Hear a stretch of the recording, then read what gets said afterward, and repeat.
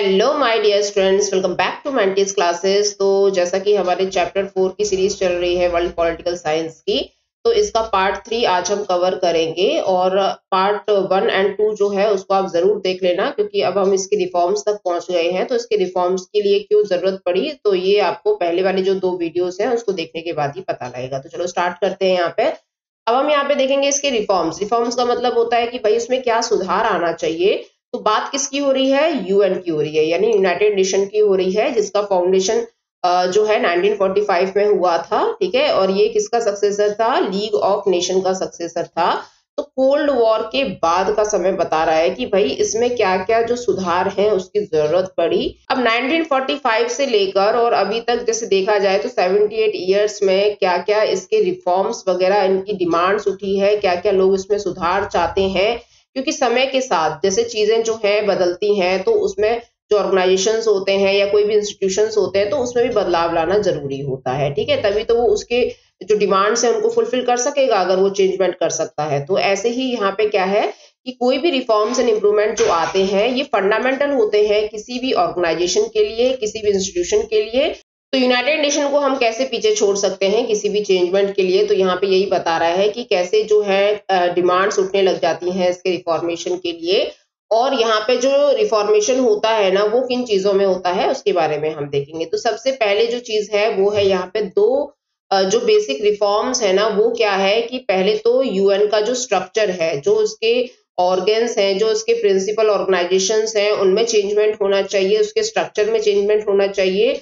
और दूसरा क्या है कि जैसे पर्टिकुलर जो ऑर्गेनाइजेशंस हैं वो क्या काम कर रहे हैं, जो काम उनको दिया गया है, जो डिपार्टमेंट उनका है, तो वो सही से काम कर रहे हैं कि नहीं कर रहे हैं, उनके जो मैटर्स है उसको एनालिसिस करने के लिए और भी लोग होने चाहिए, यानी और भी इंस्टीट्यूशंस होने चाहिए। ठीक है ना, तो ऐसा कुछ है नहीं जैसे WHO ने अगर कोई जो चीज है वो बोल दिए कि भाई ये ऐसे है, तो उसी को मान लिया जाता है। उसको एनालाइज करने के लिए, उसको असेसमेंट करने के लिए कोई दूसरी बॉडी नहीं होती है, तो ये नहीं होना चाहिए। ठीक है, ये एक होलसोल जो अधिकार है ना वो ऐसे नहीं मिलना चाहिए। तो एक यहाँ पे डिमांड उठी कि भाई जो भी जुरिडिक्शन किया जाता है ऑर्गेनाइजेशंस के द्वारा, जो भी न्याय अधिकार जो उनको मिले हुए हैं, उनको असेसमेंट करने के लिए एक चीज होनी चाहिए।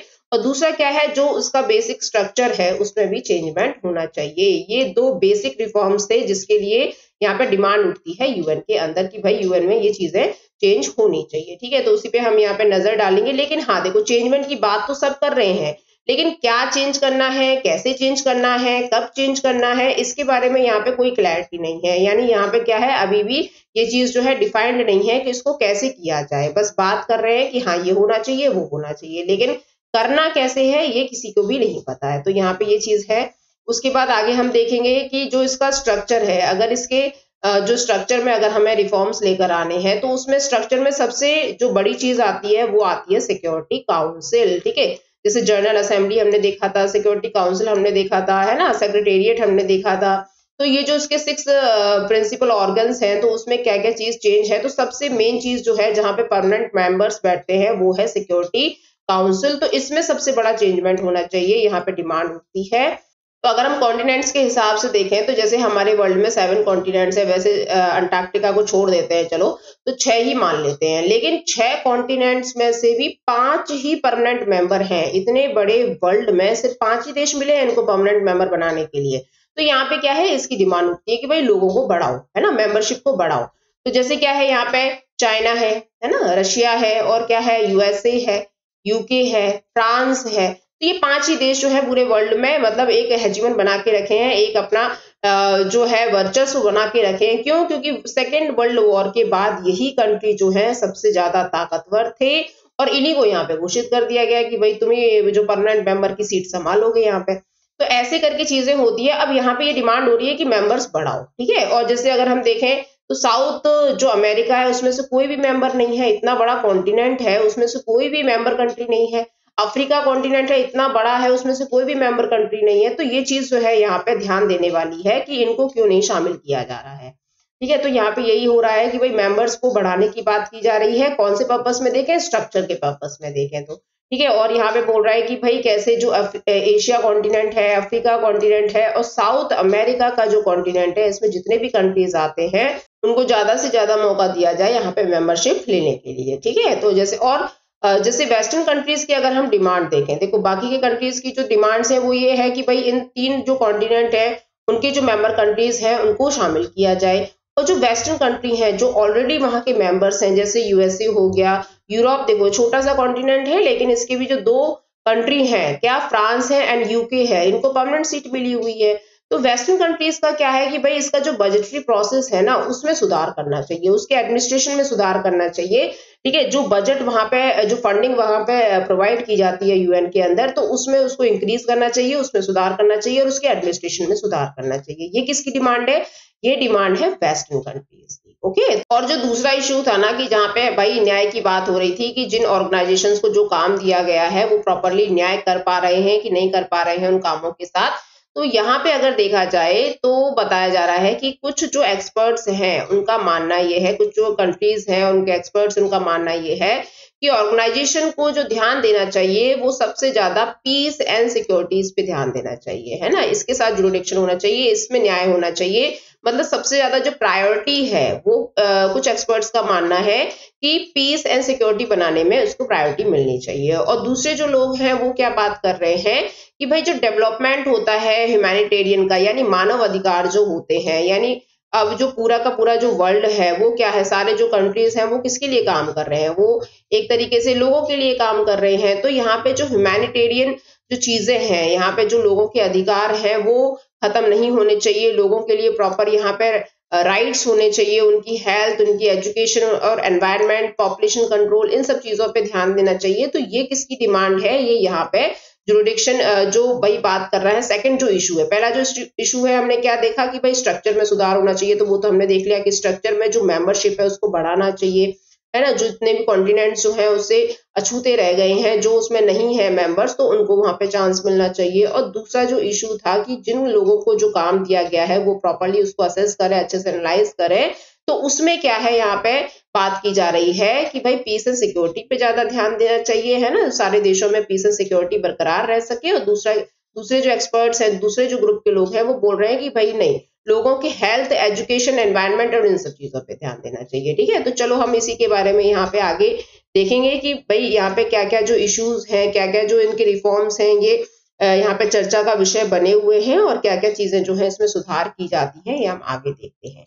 अब जैसा कि हमको पता है कि यूएन का जो एस्टेब्लिशमेंट है वो कब हुआ, 1945, यानी 24 अक्टूबर 1945 में ये बनके तैयार हो गया था सेकेंड वर्ल्ड वॉर के बाद।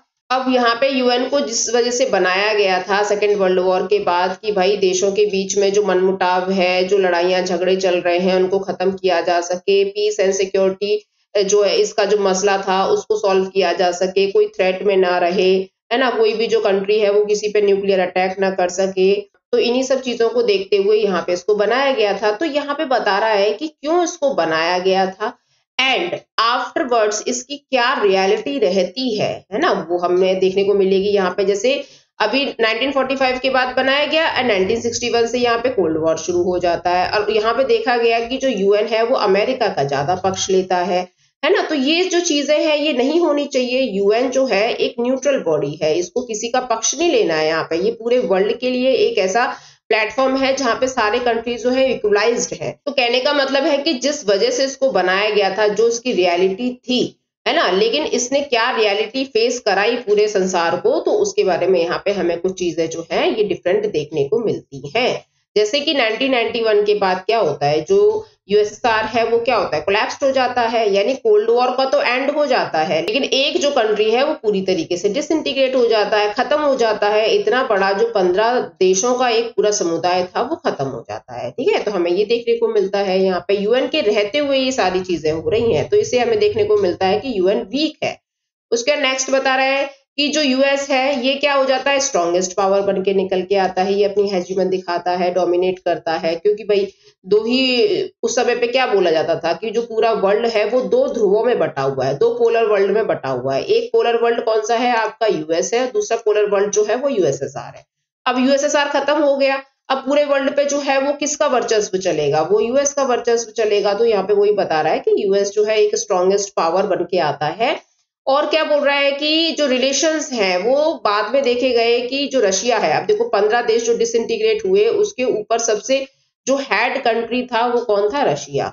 तो ये जो रशिया है और यूएस के जो रिलेशंस हैं ये थोड़े बहुत सही हो जाते हैं, कोऑपरेटिव हो जाते हैं, है ना। तो यहाँ पे ये देखने को मिलता है। उसके बाद बता रहा है कि भाई चाइना जो है ये बहुत तेजी से आगे बढ़ता है, बहुत एक महाशक्ति बन के निकलता है, एक महाशक्ति के रूप में उभर के आता है ये, है ना। तो ये हमें पता ही है कि भाई चाइना जो है कैसे 1949 में इसकी क्या स्थिति थी और आज की डेट में देखो चाइना जो है वो अमेरिका को भी टक्कर देता है। तो इसी के नक्शे कदम पर हमारा इंडिया भी चल रहा है। इंडिया आज की डेट में सबसे तेजी से ग्रो करने वाला एक कंट्री है, ठीक है ना। उसके बाद नेक्स्ट बोल रहा है कि द इकोनॉमीज ऑफ एशिया। अब देख एशिया की जो जीडीपी है, एशिया के कंट्री एशिया के अंदर जितने भी कंट्रीज आते हैं उनकी जो जीडीपी है वो बहुत तेजी से आगे बढ़ रही है।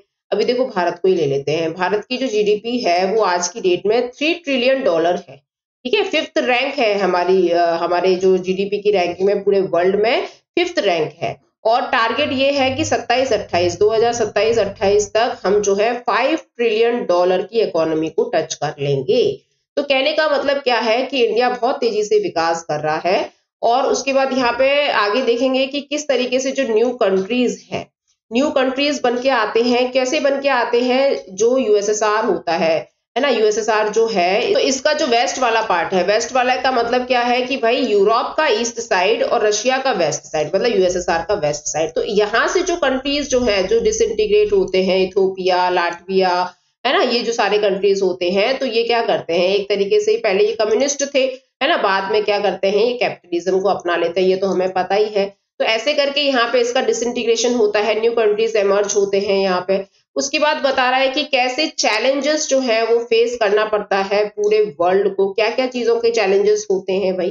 देखो जीनोसाइड होता है, जीनोसाइड का मतलब क्या होता है, जो नरसंहार किया जाता है ना, जैसे आपने देखा होगा सीरिया जैसे कंट्री में, है ना, अभी इजराइल जो है वो फिलिस्तीनियों पर अटैक कर रहा है। तो ऐसे जो जीनोसाइड देखने को मिलता है। और सिविल वॉर जो गृह युद्ध होता है, एथनिक कॉन्फ्लिक्ट्स जो कंट्री के अंदर ही जो अलग अलग समुदाय के जो लोग होते हैं वो लड़ते रहते हैं।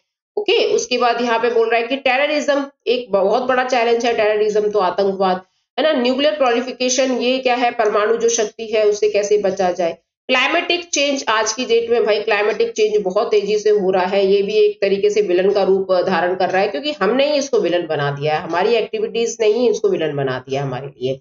उसके बाद एनवायरमेंटल डिग्रेडेशन, ये तो होता ही जा रहा है। कहने का मतलब है कि जो क्लाइमेट है वो बहुत ज्यादा अप डाउन हो गया है, ग्लेशियर्स पिघल रहे हैं ग्लोबल वार्मिंग की वजह से, ये सारी चीजें। और एपिडेमिक्स, अच्छा आपके लिए क्वेश्चन है कि आपको डिफरेंस बताना है कि एपिडेमिक और पैंडेमिक इसमें क्या डिफरेंस होता है, ठीक है। तो ये आप मुझे कमेंट बॉक्स में बताना।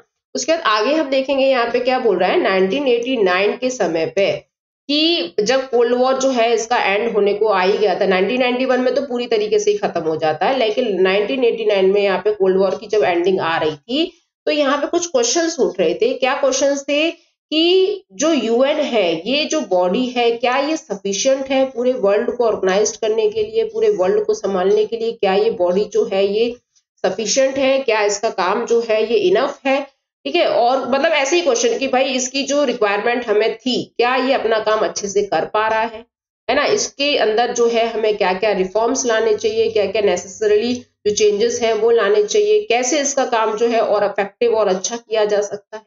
तो अभी तक ढूंढे जा रहे हैं इन क्वेश्चंस के जो आंसर्स हैं कि क्या जो सुधार है इसके अंदर क्या जरूरी है, इस तरीके से। अब देखो यहाँ पे क्या है ना, बातें बहुत ज्यादा होती हैं, काम बहुत कम होता है, ठीक है। यहाँ पे जो चीजें चलती रहती है कि हम ये करेंगे, हमें इस पे ध्यान देना चाहिए, हमें उस पे ध्यान देना चाहिए, लेकिन रिजल्ट क्या निकल रहा है, ये कितना काम कर पाते हैं, ये बहुत ज्यादा मायने रखता है। तो काम करने में तो यहाँ पे बहुत ही कम परसेंटेज है, लेकिन डिस्कशन करवा लो, ठीक है ना। तो कहने का मतलब है कि यूएन आज की डेट में क्या है कि रिफॉर्म्स की बहुत ज्यादा जरूरत है। सबसे पहले तो इसके अंदर जो मेंबर्स कंट्री है ना उनका पार्टिसिपेशन ज्यादा होना बहुत जरूरी है, क्योंकि जो 5 कंट्री जो एक तरीके से जो सरपंच बन के बैठे हैं ना, 5 मतलब हम एक एग्जांपल के तौर पे बोल सकते हैं कि जो सरपंच बन के बैठे हैं पूरे वर्ल्ड के, इन्हीं के हाथ में बागडोर नहीं देनी चाहिए सारी, क्योंकि ये तो भाई अपने अपने मतलब के लिए भी काम कर सकते हैं, बाकी के कंट्रीज का क्या होगा। अभी इंडिया जो है ये कंटिन्यूअसली डिमांड कर रहा है कि हमको शामिल करो इसमें परमानेंट मेंबरशिप में, ठीक है। और आपके लिए एक और क्वेश्चन है स्टूडेंट कि आपको बताना है कि नॉन परमानेंट मेंबर का जो टेन्योर होता है वो कितने सालों का होता है यूएन के अंदर।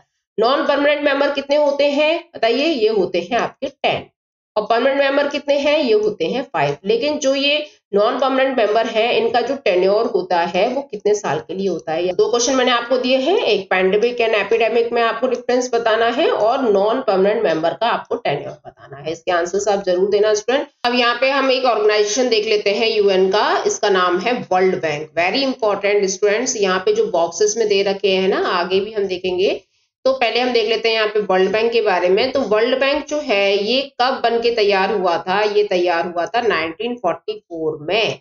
ठीक है, ये ब्रिटेन वुड, यहाँ पे यूएस के अंदर एक जगह है ब्रिटेन वुड, तो वहां पे ये बन के तैयार हुआ था। यहाँ पे जो है इसको बनाया क्यों गया था, देखो जैसे हमें पता है कि भाई वर्ल्ड वॉर 2 जो हुआ था वो यूरोप और जापान के बीच में हुआ था एक तरीके से। तो जापान तो यहाँ पे पूरी तरीके से खत्म हो जाता है, मतलब इसमें हिरोशिमा नागासाकी पे जो अटैक होते हैं उसकी वजह से यहाँ पे खत्म हो जाता है, यानी ये हार जाता है।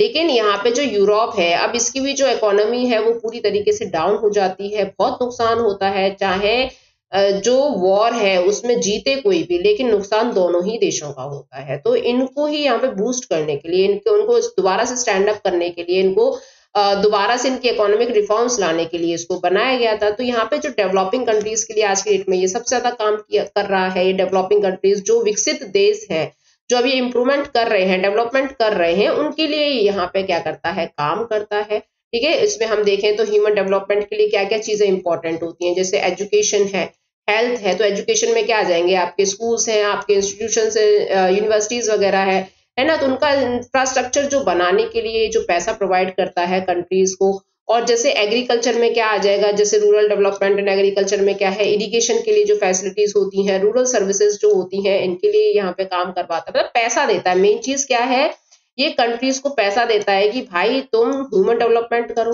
तुम एग्रीकल्चर एंड रूरल डेवलपमेंट करो, है ना। तो यहाँ पे लोन प्रोवाइड करता है ये उन कंट्रीज को जिनके पास पैसे की कमी होती है अपना इंफ्रास्ट्रक्चर बनाने के लिए। ठीक है, एनवायरमेंटल में जो एनवायरमेंट को बचाने के लिए जो चीजें होती हैं, जैसे यहाँ पे पॉल्यूशन रिडक्शन की बात हो रही है, तो उसके लिए यहाँ पे ये रूल्स एंड रेगुलेशन पॉलिसीज वगैरह बनवाता है। यहाँ पे इंफ्रास्ट्रक्चर में अगर हम देखें तो क्या है, रोड्स हैं, अर्बन रीजनरेशन है, तो इन सब चीजों के लिए यहाँ पे पैसा प्रोवाइड करता है। कहने का मतलब क्या है, यहाँ से हम पैसा ले सकते हैं और अपने काम कर सकते हैं।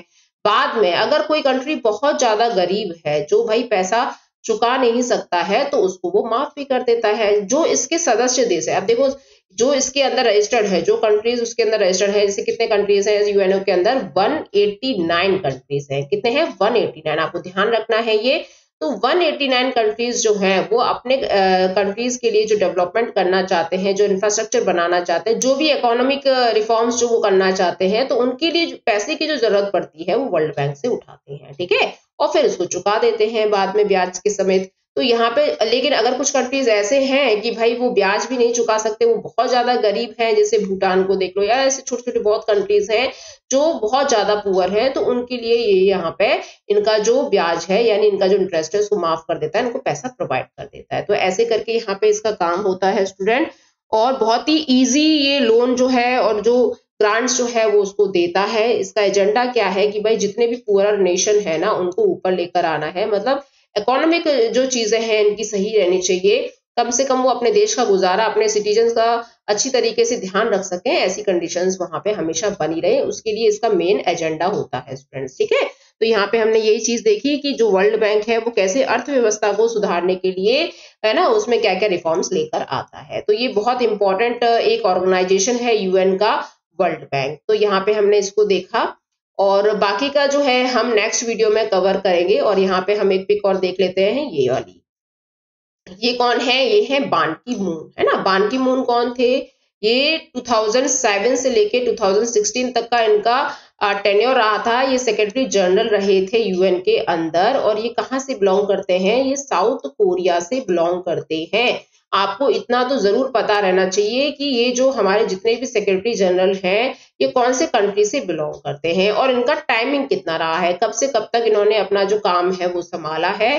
तो यहाँ पे इंडिया के अंदर जो है इनकी ये मीटिंग चल रही है दिल्ली के अंदर 2015 में, 70th एनिवर्सरी है, यानी 70 वर्ष पूरे हो गए हैं यूएन को बने हुए। तो यहाँ पे जो है ये स्पीच दे रहे हैं। देखो इसका एजेंडा क्या है, यहाँ पे द फ्यूचर वी वांट, हमें क्या फ्यूचर चाहिए, है ना, स्ट्रॉन्ग यूएन बेटर वर्ल्ड। अगर स्ट्रॉन्ग यूएन जो है स्ट्रांग रहेगा तो वर्ल्ड को भी अच्छा बेटर बना सकता है। इस तरीके से यहाँ पे इसकी थीम्स और इसके एजेंडास रहे हैं, ठीक है। और ये मीटिंग जो है ये कब हुई थी? 12 जनवरी 2015 में न्यू दिल्ली के अंदर। ओके स्टूडेंट, ये चैप्टर जो है ना स्टूडेंट, ये काफी इंपॉर्टेंट चैप्टर है। ये आपको कॉम्पिटेटिव एग्जाम्स, जो आप अपने 12th के बाद जो भी एग्जाम्स दोगे ना, उसमें भी ये बहुत इंपॉर्टेंट रहता है। इसके क्वेश्चंस आते हैं। यूएन का टॉपिक जो है वो आपको हर हाल में पढ़ना ही पड़ेगा अच्छे से, ठीक है। तो नेक्स्ट वीडियो में हम इसको कवर करेंगे। तब तक के लिए अपना ध्यान रखिए, पढ़ते रहिए और मेरे चैनल के साथ जुड़े रहिए। मेरे चैनल को लाइक करें, शेयर करें, सब्सक्राइब करें। तो मिलेंगे नेक्स्ट वीडियो में, तब तक के लिए बाय बाय।